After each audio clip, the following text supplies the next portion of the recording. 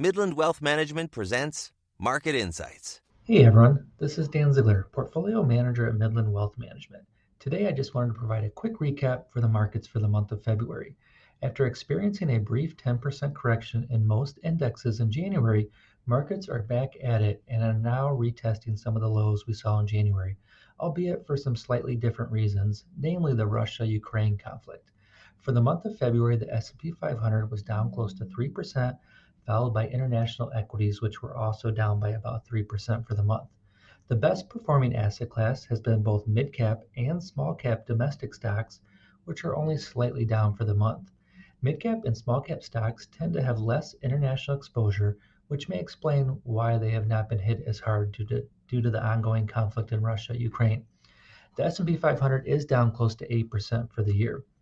The market reaction to the Ukraine conflict reflects a fear of the unknown about how far the conflict will go, how severe sanctions will ultimately be, and uncertainty about how severe the economic impact will be, with the main threat being higher energy prices. Europe relies heavily on Russia's natural gas imports, which account for about 30%. Investors are worried about a stagflationary shock to Europe with slowing economic growth and rising inflation. If the conflict is limited to Ukraine, NATO troops stay out, and Russia gas is not cut off, the conflict is unlikely to cause significant damage to global growth. The main threat will likely be hit to confidence and higher energy prices, adding to the already higher inflationary pressures.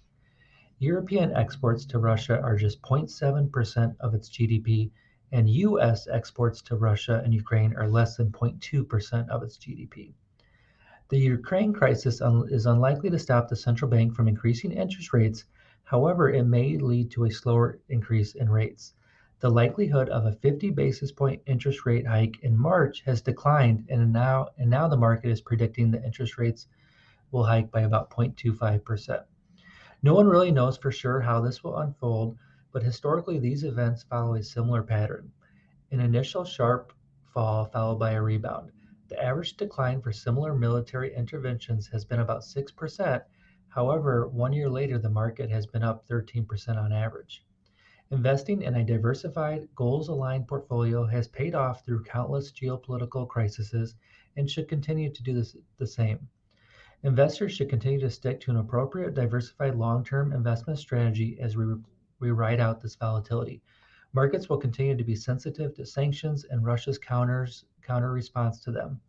Should this correction get significantly deeper, we will be looking for the opportunity to add to equity at a much lower price. Currently, we feel caution is warranted until we see how things develop with Russia and Ukraine. Please feel free to reach out to myself or one of our portfolio managers if you would like to review your portfolio in greater detail during this uncertainty.